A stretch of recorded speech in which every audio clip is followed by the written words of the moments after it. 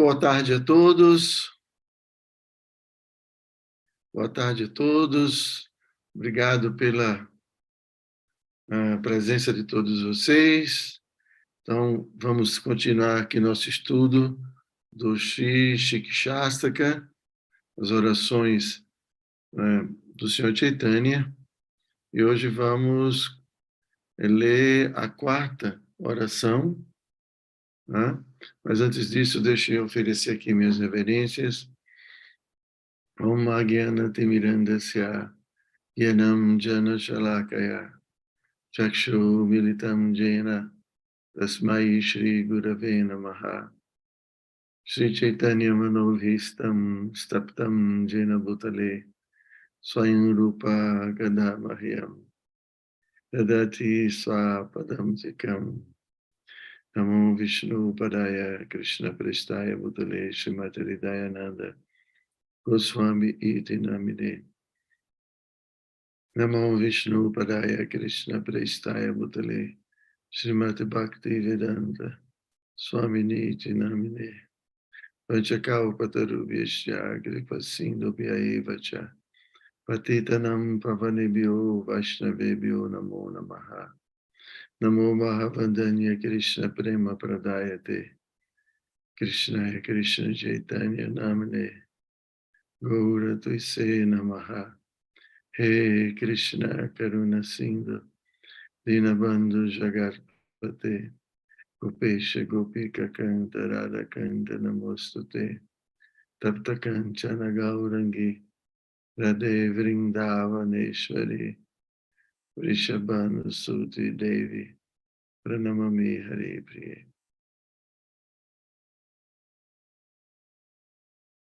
Então, a quarta estrofe é a seguinte: Nadhanam, Nadjanam, Nasundarim, Kavitam Va Jagadisha Kamaye, Mama Janmani Janmanishvare, Bhavatat Bhakti Haitu Kitwai. Na não dhanam, riquezas, na não janam, seguidores, na não sundari, uma mulher belíssima, kavitam, atividades frutivas descritas em linguagem florida, vá ou jagadisha, ó Senhor do Universo, kamaye, desejo, mama meu janmani, em nascimento, Janmani, após nascimento, Ishvare, a suprema personalidade de Deus, Bhavatat, que haja Bhakti, serviço devocional, Ahaituki, imotivado, Tuai, a ti. Então, a tradução, quer dizer, uma das traduções, tá, gente? Ó Senhor Todo-Poderoso, não tenho o desejo de acumular riqueza, tampouco desejo belas mulheres ou belos homens, né? Ou o envolvimento com as atividades frutivas descritas em linguagem florida. Nem quero um grande número de seguidores. Tudo que desejo, nascimento após nascimento, é o teu serviço devocional imotivado. Então, eu vou aqui ler junto com vocês os comentários de Bhaktivinoda Thakur sobre esse verso. Deixa eu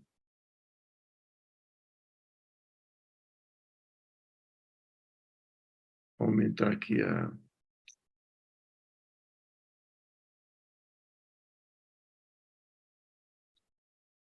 Então, eu vou pegar aqui do livro, né, Shri Shikshastaka, que tem os comentários de Bhaktivinoda e Bhaktisiddhanta, e eu vou ler algumas partes aqui para vocês. Estou conseguindo aqui.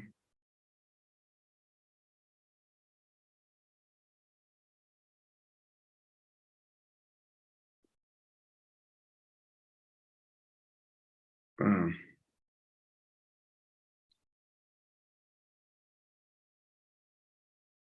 Então é o seguinte, este verso explica a forma pura de sadhana bhakti de duas maneiras. Desculpa, gente, que não está muito claro aqui para mim. Deixa eu só aumentar aqui a tela. Eu não queria deixar de ver vocês, mas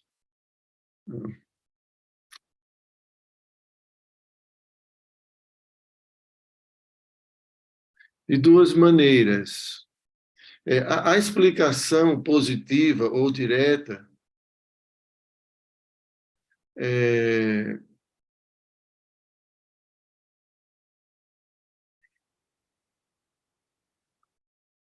a explicação positiva ou direta ah,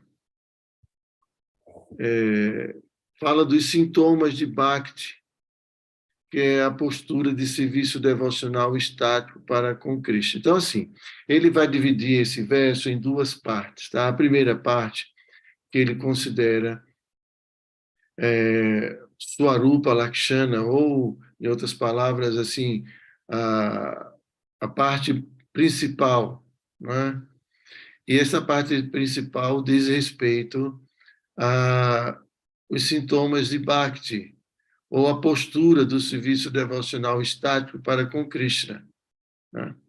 Então, e isso diz respeito, né, à segunda parte do verso, onde ele pede, onde ele ora a Krishna para que ele possa obter, né, a única coisa que ele deseja é esse Bhava Bhakti, ou essa Bhakti, né, imotivada, ininterrupta, nascimento após nascimento.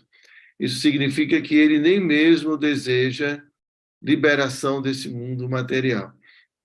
Então, a primeira parte do verso que ele considera a parte mais importante é essa parte em que, né, o Senhor Chaitanya ele deseja, né, o serviço devocional puro. E a segunda parte é a parte onde o verso fala dos sintomas indiretos ou marginal de Bhakti, que é a liberdade de todos os desejos que não se coadunam com o serviço devocional puro. Então, a gente já estudou no Néctar da Devoção, né, o verso principal do Néctar da Devoção que descreve o Tama Bhakti, né? Anyabhilashita Shunyam, Anyabhilashita Shunyam, Jnana Karma Anavritam, Anukulyena Krishna Nushilanam Bhakti Uttamam. Então, esse verso ele também é dividido em duas partes, né? A parte mais importante, que também é chamada de Swarupa Lakshana, é essa parte onde o serviço descreve a natureza do serviço devocional puro como sendo completamente favorável a Krishna, um serviço que é dedicado ao prazer de Krishna de uma forma ininterrupta. Essa é a característica mais importante, e a gente vê nesse verso que Chaitanya Mahaprabhu fala na segunda parte que é isso que ele almeja, esse serviço devocional imotivado, esse serviço devocional puro. E a primeira parte do verso, assim como no verso do Bhakti Rasamrita Sindhu, ele fala Anyabhilasita Shunyam. Shunyam significa desprovido, né? Então, desprovido de qualquer outro tipo de interesse material e também livre de karma, de jnana, né, de qualquer outro tipo de sentimento desfavorável a Bhakti. Então, da mesma forma aqui, por isso que ele começa o verso dizendo, né, Nadhanam. Então, Nadhanam significa vamos ver aqui no verso, sim, aqui mais na frente. Enquanto a devoção amorosa a Krishna encoberta por desejos ulteriores e por karma, jnana, yoga, tal, tal, tal. Bom, então ele fala, a instrução desse verso é, de fato, como dissipar a sombra, né, que encobre Bhakti, a fim de que possamos lograr a devoção pura. Então, Bhaktivinoda ele vai explicar que existe, quando não é Bhakti pura, né, ou a Bhakti autêntica, então existe um tipo de Bhakti que ele chama de uma Bhakti, é uma sombra de Bhakti. Ela é parecida com a Bhakti pura, mas é uma Bhakti Mishra, ainda ela é misturada. Então, nesse verso aqui, ou a instrução desse verso do Sr. Chaitanya é justamente para que a gente possa trabalhar essas sombras, ou essa sombra de Bhakti, ou os aspectos de Bhakti, que o tornam uma Bhakti Mishra, e não uma Bhakti pura. Então, né, ele fala, ó Senhor do Universo, não desejo riqueza, ou dhana. Dhana é riqueza. Tá? Agora, essa riqueza, gente, não se refere unicamente à riqueza assim de opulência material, tá? Mas também essa riqueza proveniente de o que a gente chama de atividades fruitivas, essa riqueza de atividades piedosas, né? Então, muitas que são motivadas pelas atividades, ou provenientes das atividades karma kanda. Então, quando ele fala riqueza aqui, o Sr. Chaitanya, que eu não quero riqueza, o dhana, significa tanto essa opulência material, que inclui parafernália, tanto grosseira quanto sutil, que é necessária para a gratificação dos sentidos, tá? Também desejar desfrute neste mundo ou nos planetas celestiais, ou então, como eu disse antes, esse acúmulo de punha ou de atividade piedosa.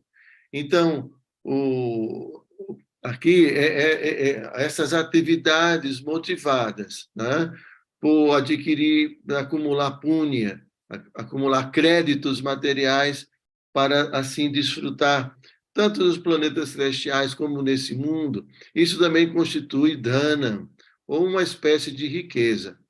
Então, aqui, Chaitanya Mahaprabhu ele está dizendo que eu não quero isso, eu não quero riqueza, eu não quero esse tipo de prosperidade, eu não desejo isso, tá? Ah, isso não significa que a prosperidade material seja necessariamente um empecilho, tá? Porque nesse mundo material, né, nós precisamos, né, de certos recursos para a manutenção da nossa vida, aquilo que seja necessário, né, e adequado para a nossa sobrevivência, o nosso conforto, né? Porém, quando a gente começa a desejar mais do que o necessário, né, como o Rupa Goswami explica no Padeshamrita, então isso já concorre para que a gente ocupe boa parte do nosso tempo, ou talvez todo o nosso tempo, para essas conquistas materiais. Então, e o próprio desejo de acumular tudo isso, esse desejo é um desejo que vai concorrer com o desejo do serviço puro, tá certo? Então, a primeira parte do verso, ele vai falando, Nadhanam, eu não quero esse tipo de prosperidade para a minha vida. Tá? Depois ele fala, Nadjana, Jana, Nadhanam, Nadjana, Jana significa seguidores, tá? E aí você pode pensar que seguidores diz respeito a discípulos. Não necessariamente. Jana pode também indicar esposa ou esposo, filhos, criados, súditos, amigos, parentes e assim por diante. Então, aqui Chaitanya Mahaprabhu está falando também na Jana. Eu não estou ansiando, desejando essas coisas, tá? Então, não é que ter amigos e ter esposa, ter esposo, isso seja necessariamente um problema, mas pode se tornar um problema, né? Mas aqui ele está querendo expressar assim o seu anseio mais profundo, né? O anseio de uma alma que já se libertou, né, de todo e qualquer envolvimento material, e aqui ele está dizendo: eu não quero nada disso, eu só quero você, Krishna. Eu só quero poder servi-lo, né, exclusivamente, me dedicar completamente ao seu serviço.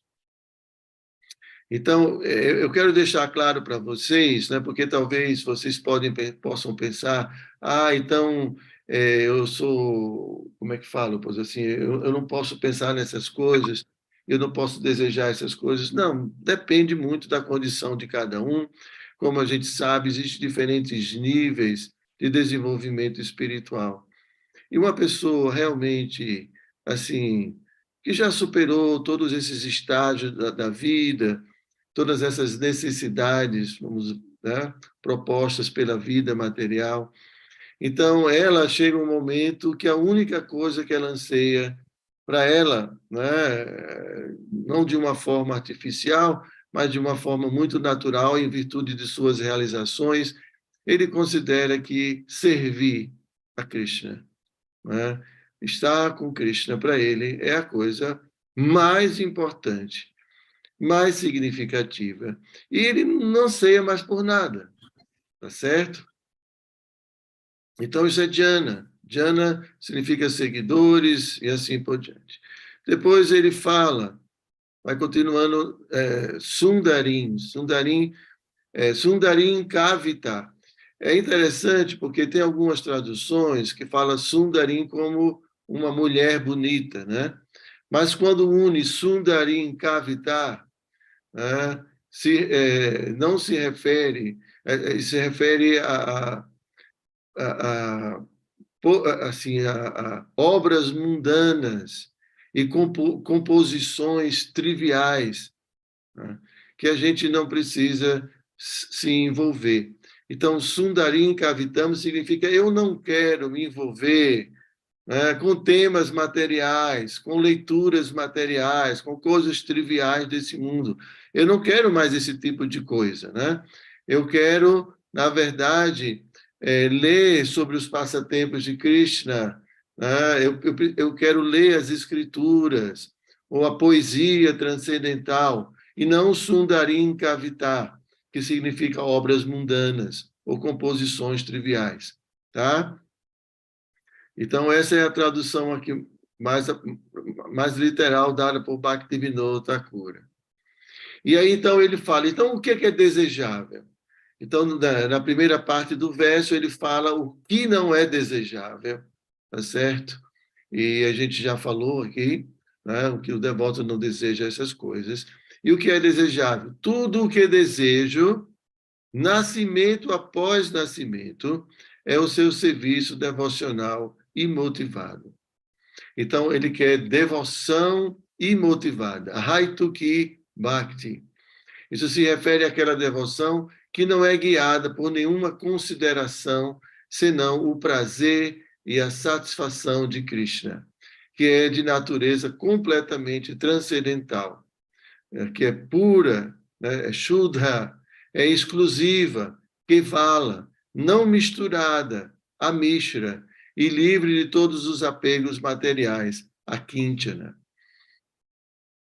Então, gente, bom, nós temos falado constantemente sobre isso, e muitas vezes algumas pessoas criticam pelo fato de a gente estar falando desse tipo de bhakti e como, assim, desconsiderando, vamos dizer assim, ou não tendo compaixão com aquelas pessoas, ou nós mesmos, né, que ainda estamos no princípio do serviço devocional, estamos iniciando o serviço devocional.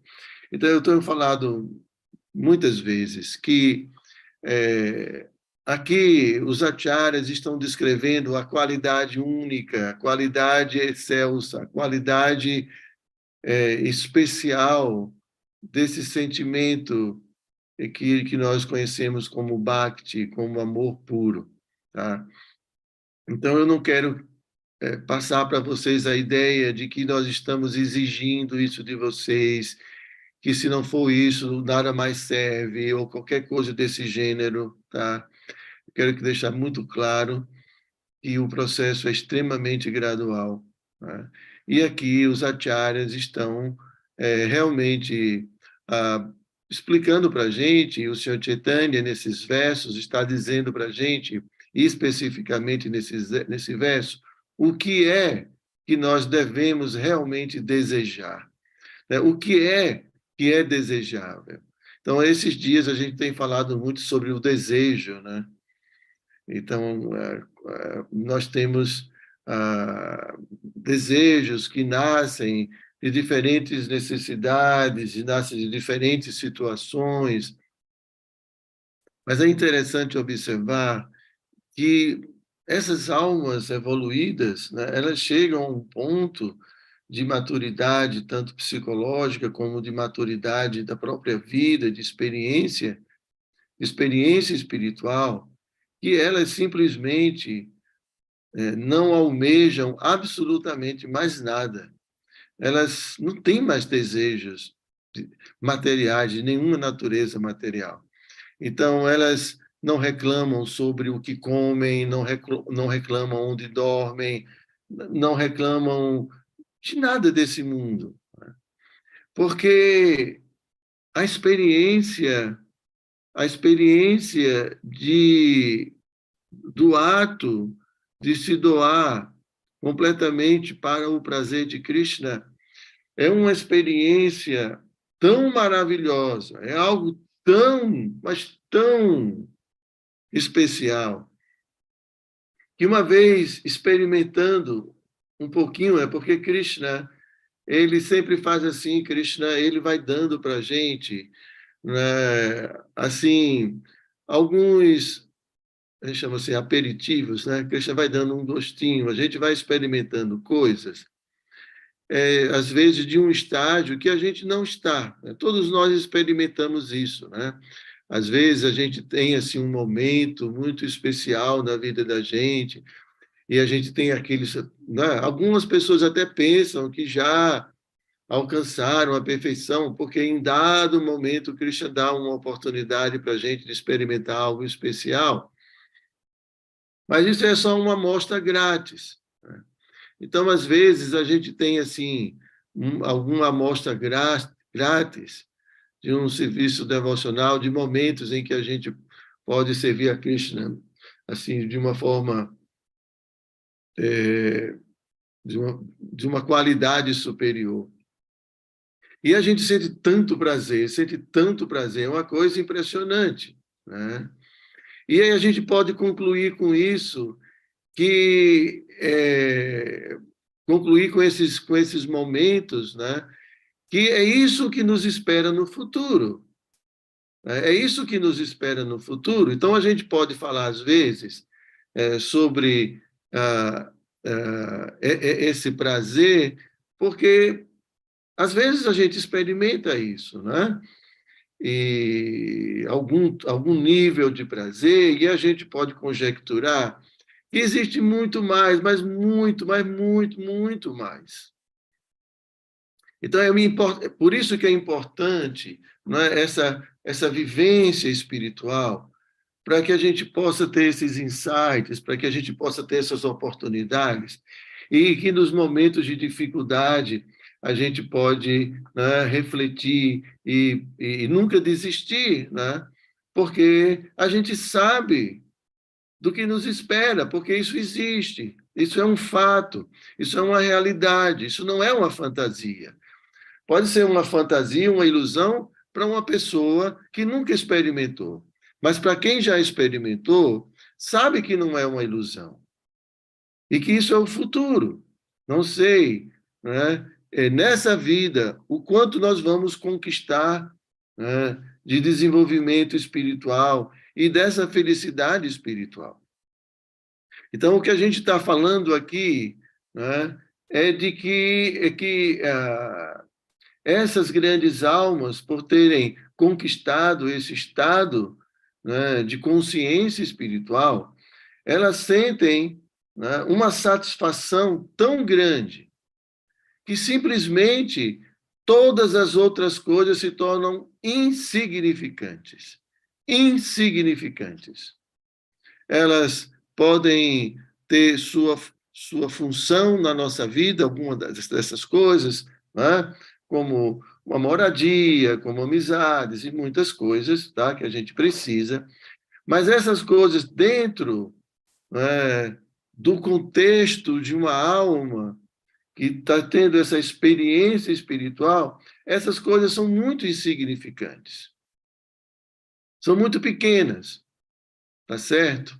Então, não considerem que essas afirmações e que esses desejos são uma coisa assim utópica ou uma ilusão, ou é algo irreal. Não. Vocês mesmos já experimentaram algum nível de satisfação e prazer espiritual e vocês podem também concluir com isso que existe muito mais e muito mais. Tá bom? Então, Bhaktivinoda Thakur, ele continua comentando. Vocês têm alguma pergunta até o momento? Tá tudo bem? Esse assunto já é um assunto bem já trabalhado aqui, né, com vocês. Mas, opa, tem uma pergunta, pois não, Madhurya. Tem uma pergunta do YouTube da Krishna Vijaya. Quando um devoto possui opulência material, é muito mais difícil desenvolver humildade e apego? E desapego, quer dizer. Olha, é relativo, mas de uma maneira geral, sim, é mais difícil, né?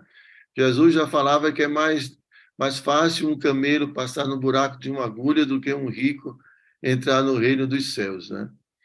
Então, é relativo, tá? Obviamente, mas a pessoa que tem opulência material, se ela tiver desapego, então essa opulência material vai ser uma grande oportunidade de serviço devocional para ela e vai ser motivo de avanço.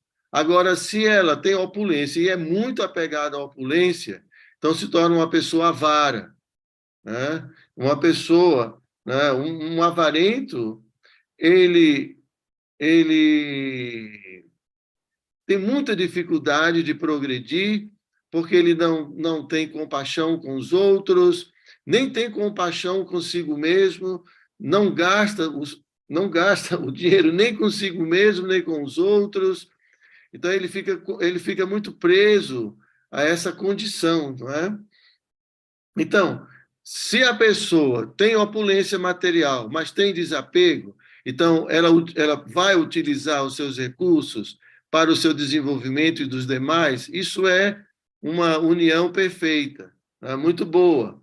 Agora, se a pessoa ela tem opulência e é apegada, é um problema, tá certo? Então vai depender de cada um, ok? Em si mesma, a opulência não é nenhum problema, não constitui nenhum problema. Riqueza não constitui nenhum problema. Vai constituir um problema para aquelas pessoas que são apegadas e iludidas. Aí sim, elas ficam orgulhosas, ficam vaidosas, ficam arrogantes, ficam preconceituosas, elitistas e assim por diante, muitas coisas. Isso dificulta o avanço espiritual. Tá bom? Podemos continuar então?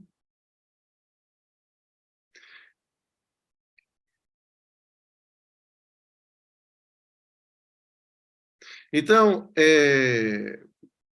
a gente tem falado, né, constantemente sobre, inclusive hoje pela manhã a gente falou sobre isso, da remoção dessas sombras, né?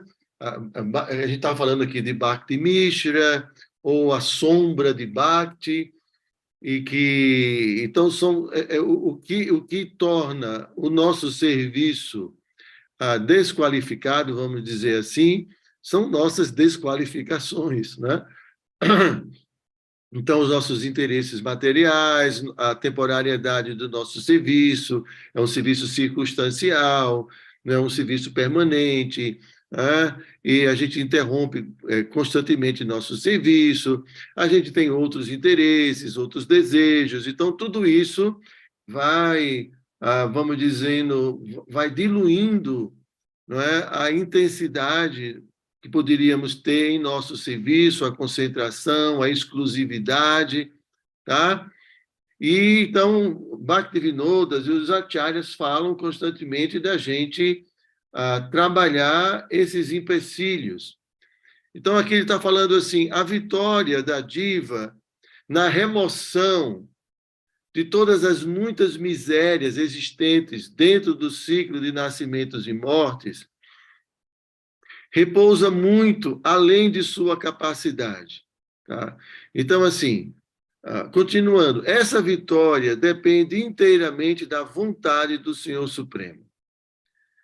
Então, ele vai continuar. Dado que todos os sofrimentos cessarão automaticamente quando, pelo desejo do Senhor, só um minuto,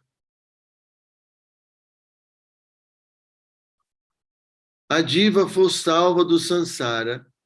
Então, ele questiona qual é a utilidade de orações irreligiosas pedindo pela liberação, pela remoção dos sofrimentos, o que viola o princípio da devoção pura. Então, o que ele está dizendo aqui? Então, por que a gente vai orar pedindo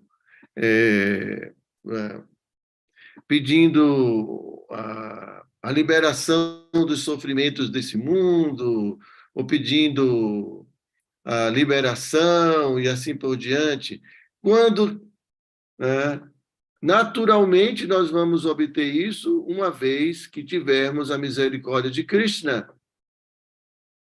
Se nós obtivermos a misericórdia de Krishna, então, pela misericórdia de Krishna, nós vamos parar, né, com o ciclo de nascimentos e mortes e, consequentemente, com todos os problemas provenientes dessa existência material. Então, o mais sábio é orarmos a Krishna, né, pedindo para desenvolvermos essa devoção pura, pedindo as bênçãos de Krishna para que ele remova os obstáculos que me desqualificam a servi-lo puramente, né? Porque dessa forma, né, alcançando a misericórdia de Krishna, automaticamente nós vamos alcançar a liberação, vamos acabar com todo o sofrimento da dualidade desse mundo material, né? E assim por diante. Então, o que acontece muitas vezes é que nós nos concentramos mais em pedir alívio dos sofrimentos, pedir liberação e qualquer outra coisa, né, do que mesmo pedir para desenvolver Bhakti pura. Então, nós ficamos concentrados em algum tipo de pedido, um tipo de oração, né, e, às vezes, negligenciamos ou não sabemos o que pedir apropriadamente, né? O pedido que vai solucionar definitivamente todos os problemas. Então, por isso que essa estrofe, essa oração do Senhor Chaitanya, ela está expressando a necessidade urgente da alma por Bhava Bhakti, acima de qualquer outra coisa. Tá? Então, aqui Chaitanya Mahaprabhu está querendo mostrar para a gente, né, qual é a necessidade urgente, qual é o pedido urgente. Tá? Então, aqui Chaitanya Mahaprabhu fala Nadhanam, Nadjanam, Nasundarim Kavitam. Né? Então, então, ele está falando, eu não quero essas coisas, já entendi, o que eu quero mesmo é isso, Prema Bhakti. Ok? Então, ele continua, sem aguardar até que o ciclo de nascimentos e mortes seja interrompido pela graça do Senhor, que eu imediatamente desenvolva devoção incondicional pelos pés de lótus de Krishna, vida após vida, independente de qual seja, porventura, minha presente situação material. Independente de minha situação material, né, o que eu devo pedir definitivamente é desenvolver essa devoção incondicional pelos pés de lótus de Krishna. O mais, tudo vai ser acrescentado. Tudo vai ser acrescentado por Krishna. Não é que Krishna vai negligenciar o seu devoto. Krishna nunca negligencia seu devoto. Krishna sempre cuida dos seus devotos. Né? Quanto mais a gente se entrega a Krishna, quanto mais a gente se rende a Krishna, mais Krishna cuida do devoto. Quanto mais nós nos tornamos entregues a Krishna, mais Krishna se entrega a gente. É uma relação de proporcionalidade. Krishna fala isso, na medida que alguém se rende a mim proporcionalmente, eu me dedico a esse devoto. E isso é uma experiência que a gente tem. Né? Prabhupada fala dessa sua experiência. E muitas vezes a gente também experimenta isso na nossa vida, como Krishna vai solucionando muitos problemas da nossa vida. Né? Como Krishna vai, quando ele vê que isso não vai prejudicar o devoto, né? Que isso vai ajudar no seu progresso, Krishna vai criando muitas situações, né? E a gente vai resolvendo nossas coisas. É muito interessante como isso acontece.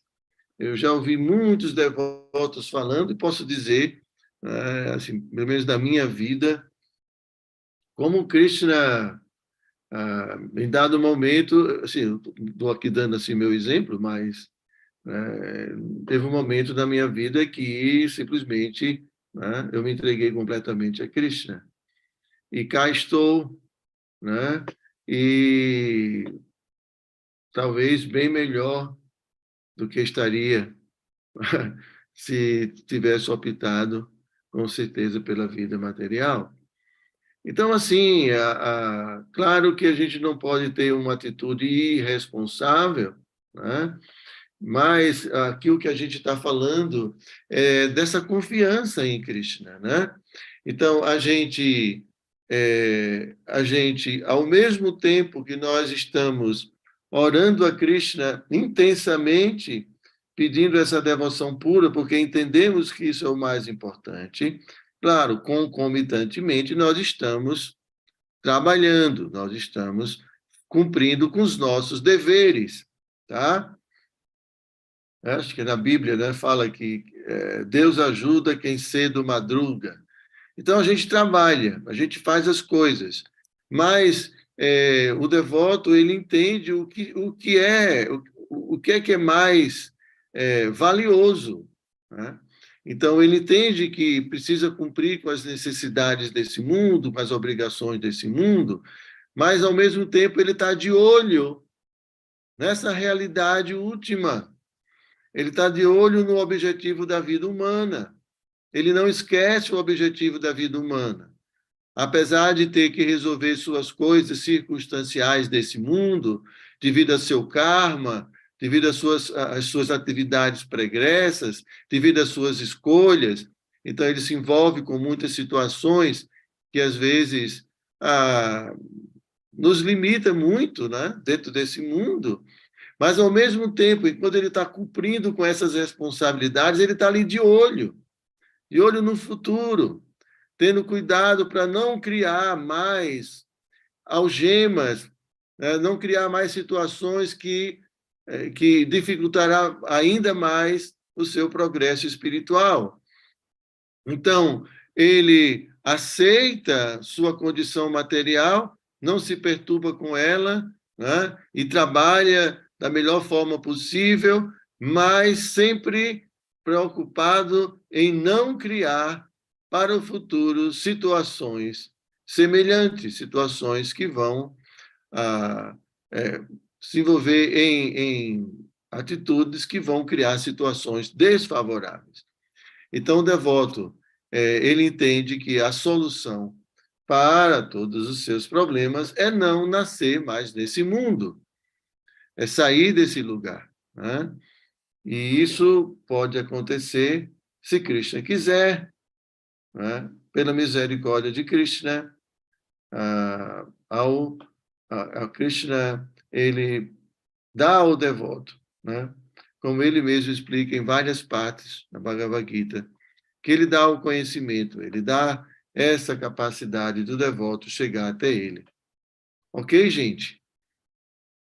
Então, é mais ou menos isso, o resumo desse verso, tá? Estou repetindo para vocês. Então, esta oração, a essência dessa oração de Shri Chaitanya Mahaprabhu, ela expressa a necessidade urgente da alma por Bhava Bhakti acima de qualquer outra coisa. De Dhana, de Jana, de Kavitam Sundarim, ou qualquer outro desejo material. Ok, gente? Então, faltam aí mais alguns minutos. Né? Vamos conversar um pouco. Vocês têm alguma pergunta? Irivaradari. Eu achei muito esclarecedor o ponto vamos dizer assim, o ênfase no serviço devocional puro, como no sentido mais importante dos outros pontos. Não? É uma pergunta que você está fazendo? Não, estou desenvolvendo a pergunta. Certo. Então, eu tenho visto que, às vezes, os devotos, assim, em geral, fazem mais ênfase nesses pontos que não são o norte, no sentido. Aqui neste verso, o norte pode ser o serviço devocional puro. Uhum. E como o senhor explicava, não? E os outros pontos são importantes, mas não são a prioridade, no sentido. É certo, sim? Exatamente.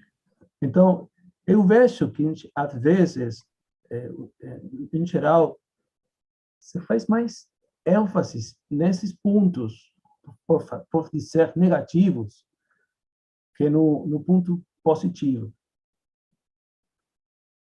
Eu não entendi essa parte. Como que você faz mais ênfase ou mais controle dos pontos negativos Sim, esse ponto positivo, que é o serviço devocional puro. sim. Então, a pergunta é, por que acontece isso? O que acontece? Gurudev, eu acho que eu entendi o ponto dele. Seria, acho que assim, talvez a pessoa foca mais na regulação. Eu não desejo mulheres, eu não desejo riqueza, eu não desejo. Aí a pessoa esquece do serviço devocional e motivado. Não sei se foi isso. Pelo que eu entendi, foi isso. É isso, Girivaradari? Tem a ver, sim. Tem a ver, sim. Como, por exemplo, para dar outro exemplo, como a gente sabe, a gente canta mínimo 16 rondas e segue 4 princípios. É parecido, não? Então, o ênfase, às vezes, é mais importante a consecução dos princípios regulativos do que as 16 rondas. É como essa falta de enfatizar o que é mais importante, sem deixar de considerar outras. Bom, dentro... Mas só como exemplo, não? Sim, sim. Bom, quando a gente dá foco a alguma coisa, normalmente é porque a gente considera que isso, nesse momento, é o que é mais importante para a gente. Tá? Normalmente, quando a gente dá foco a alguma coisa, é porque é isso que está ali necessitando de foco, necessitando de atenção. Então, por exemplo, muitas vezes a gente está sofrendo. Então, o foco da minha atenção vai ser como resolver esse sofrimento, né? Então, então, assim, por exemplo, né? Se eu bebo muito, então o meu foco vai ser eu quero parar de beber, não é? Ou o meu foco vai ser eu ter que diminuir a minha gula, porque eu como muito, né? E aí, nesse afã, né, de diminuir o seu sofrimento por conta dessas atividades, então a gente investe mais tempo em solucionar aquilo que nos traz sofrimento, né? E aí a gente não dá ênfase, assim, por exemplo, né, não dá ênfase ao que é mais importante, que é o desejo, né, o pedido a Krishna para nos tornar devotos puros. Porque, veja, eu posso orar a Krishna, por favor, Krishna, eu sofro muito porque eu como muito, fico gordo, por favor, me ajude a controlar a gula. Aí Krishna pode ajudar você a controlar a gula, mas isso não significa que você vai ter serviço puro, você simplesmente vai resolver um problema material e Krishna pode ser que resolva seu problema material. Mas se eu peço a Krishna devoção pura, que ele remova os obstáculos que me impedem de servi-lo puramente, né? Então, automaticamente, eu vou obter toda a situação da minha vida favorável para isso. Então, vai estar incluso nessa oração, indiretamente, né, a gula, remover a luxúria, remover todos esses obstáculos. Só que eu estou focado numa coisa positiva. E que para alcançar essa coisa positiva, naturalmente, esses aspectos negativos terão que ser resolvidos, e Krishna vai nos ajudar nesse sentido, tá? Então, o fato que Bhaktivinoda ele comenta, né? Em vez de pedir liberação, pedir alívio do sofrimento, a gente pede Bhakti pura. E automaticamente tudo de positivo vai vir para a nossa vida, né? Então, mas às vezes é isso, porque o que nos afeta, o que está mais próximo, pode ser o sofrimento, algum tipo de sofrimento. Então, aquilo inspira a gente a querer solucionar isso o mais rápido possível, né? Ok? Então, pode ser que seja por esse motivo, né? A gente está sempre procurando esse bem-estar, esse conforto material, tudo isso, né? Então, muitas vezes a gente procura também a espiritualidade e procura Deus para que ele alivie os problemas da gente. Então, isso é o que a gente sempre tem comentado, né? A gente procura Deus não para amá-lo e para servi-lo, mas para que ele resolva nossos problemas. E quando a gente pede a ele, a gente não vai pedir amor porque a gente não está querendo servir, a gente vai pedir que ele solucione meu sofrimento. Então, o devoto não, o devoto ele tolera o sofrimento, tá? Porque ele entende que ele está passando por isso por merecimento, tá? E ele se mantém firme e consciente de que o objetivo da vida não é essa autorrealização, é esse amor. Então, ele está sempre ali fixo, pedindo a Krishna que o aceite como seu servo, que o purifique para que ele possa servi-lo de uma forma qualificada. Então, o devoto ele não muda o foco de sua oração e seu desejo, tá? Então, ele aceita o sofrimento com resiliência, com paciência, né? Não é que também ele não faz nada para sair da situação, né? Mas ele tolera tudo, né? Não se revolta e se mantém sempre consciente. Ok, Devaki? Ou Girivaradari? Sim, sim, eu achei muito revelador assim, o ponto inicial do abordagem do verso, porque, na verdade, eu tinha ouvido comentários assim, do mesmo verso, mas não tinha assim, o ênfase que o Bhaktivinoda Thakur faz e a Aham, discriminação do que é o norte, se eu falo assim, o mais importante. sim. Então, eu achei muito revelador. Muito obrigado. E fico Ok. ainda assim, me perguntando por que que acontece? Por que que acontece assim, que às vezes... Estou dizendo, o que chama a atenção da gente é o nosso sofrimento. Então, a gente quer resolver o sofrimento.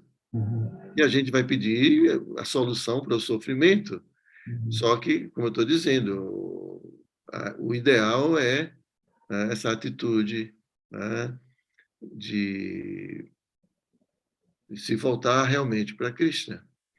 Vamos aí, Diogo. Obrigado. Muito obrigado. Ok, Girivara, Dari. Jai Maharaj, Jai Gurudev, reverências, o Senhor e todos os devotos. O Senhor recomendou, né, a gente pedir, né, que a Krishna que aumente nossa devoção, né? E um outro ponto interessante que eu acredito, não sei, me corrija se estiver errado, Maharaj, também a intenção de, ao invés, né, de buscar solucionar nossos problemas ou atender nossos desejos limitados, né, pela nossa ilusão, pedir, né, que sejamos instrumentos, né, da vontade de Krishna, porque Prabhupada, acho que na novela de Prabhupada eu vi lá que ele, no momento que já estava acabando o dinheiro dele lá nos Estados Unidos, ele não sabia, não, antes isso, no Jaladuta ele vindo, né, os ataques cardíacos, ele, Krishna, que me faça instrumento, né, da sua vontade, não sei como, né, mas aí depois em Nova York, quando ele chega, o dinheiro acabando, antes dos hippies, né, abraçarem, né, e proporcionar lá o primeiro local, né, o primeiro local de satsanga, fala, Krishna, seja feita sua vontade, e, né, grandes personalidades, né, Jesus Cristo no Pai Nosso fala, seja feita a sua vontade, né, de Deus, de Francisco de Assis, né, na oração, Senhor, fazer instrumento de nossa paz, que é até decorrência disso que o senhor falou, né, aumentar a devoção, né, mas às vezes a gente tem aquela ideia que para a gente ser instrumento, a gente tem que perceber os sinais, né, perceber que Krishna está abrindo e ter um movimento nosso também para ser de fato, né, instrumento, executar, né, não só a condição favorável de serviço, mas se colocar na condição de serviço. Seria uma oração também pertinente, né? Um modo de pedir, Maharaj? Sim, a gente é assim, não existe apenas uma oração, né? Existem, a gente pode orar a Krishna de muitas maneiras, né? Então, uma delas é isso, né? Principalmente quando a gente está realizando algum serviço, né? Alguma missão. Então, pedir para ser um instrumento é perfeito, né? Isso é rendição, é um dos itens de rendição. A gente está conectado com o interesse de Krishna, né? Sermos um instrumento do interesse de Krishna. Isso é rendição, isso é sinônimo também de devoção. Tá? Também isso é perfeito. Podemos pedir a Krishna isso, tá? Como podemos pedir devoção, que a gente possa aumentar a nossa atração por Ele. Podemos pedir a Krishna para remover os obstáculos que nos impedem de estar com Ele. A gente pode aprender com os mestres, né, como orar, como se dirigir a Krishna. Eles nos ensinaram, eles têm motivações puras. Né? Vamos lá, Manuel. Hare Krishna, reverências. Eu tinha uma pergunta ou comentário com respeito ao que Girivardhari disse, com respeito de que certos devotos hacen énfasis, como él decía, en las cuestiones negativas, aquello que no hay que hacer, como Nadanam, Nashanam, mas porque les resulta más fácil para ellos enfocarse en aquello que no debes hacer y porque no saben lo que deben hacer, como por ejemplo amar a Krishna. ellos sienten que no, que resulta más fácil estar enfocados en lo que no se debe hacer que en intentar amar. Por ejemplo, en ese momento se me vino a la mente una clase que un día dio por Zoom en Hridayananda, un maestro espiritual, diciendo muchos devotos son buenos devotos porque siguen las normas que se deben considerar como para los que son buenos devotos, mas no son buenas personas. No tratan amablemente a los devotos que llegan, a la gente que llega. No saben ser amables, empáticos, amorosos. Entonces, yo pienso en eso de esa cuestión de seguir ciertas pautas para corresponder con una formalidad, mas yo no puedo conectar humanamente. Yo no soy emocionalmente empático. Entonces, pensaba en eso con lo que Girivara-Dari dice, las personas que se enfocan en la parte negativa, por ejemplo, de este verso de Shikshastakam. Pode ser sim, é uma boa observação sua. Ok, gente? Então, tem mais alguém no YouTube? Alguma pergunta? Madhurya? Não, Gurudeva, mais nenhuma pergunta. Ok. Então, gente, muito obrigado pela presença de vocês novamente. Espero que vocês tenham apreciado aí a aula. Assim, a gente vai lendo, né, os comentários dos acharyas, a gente vai vendo também assim como eles interpretam, né, essas orações. É bem legal trazer para a nossa vida. Então, gente, desejo o melhor para vocês, um ótimo final de domingo, né? Amanhã, segunda-feira, trabalho. E amanhã mais uma oportunidade para a gente cantar os santos nomes, de a gente poder... Essa luta, né, gente? É uma luta, cada dia é uma luta, novidades e tantas coisas, tantos desafios e tudo. Então, apesar de todo esse movimento desse mundo material, tantas coisas acontecendo, vamos tentar nos manter focados no propósito da vida, né? Porque esse mundo sempre vai girar. Tantas coisas acontecendo, né? Hoje em dia o pessoal tem falado muito de inteligência artificial, né? E como as consequências disso para o futuro, para as profissões, empregos e tantas coisas. Então, esse mundo não para, esse mundo não vai parar, e a gente está sempre criando situações e conflitos, e não para, desde que a gente conhece a humanidade, que é desse jeito, tá? E a gente quer sempre criar uma situação perfeita, mas estamos sempre nos defrontando com desafios, com medos do futuro e tantas coisas. Então, não vai parar isso.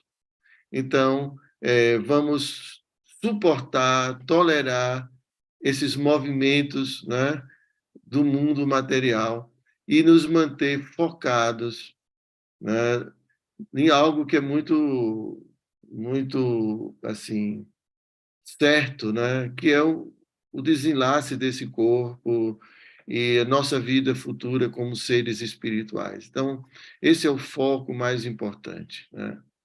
Ok? Então, vamos em frente. Ok? Então, um abraço a todos e até amanhã. Hare Krishna. Gracias, Maharaj. Hare Krishna. Gratidão, Gurudeva. Hare Krishna, Gurudeva. Hare Krishna, Haribo.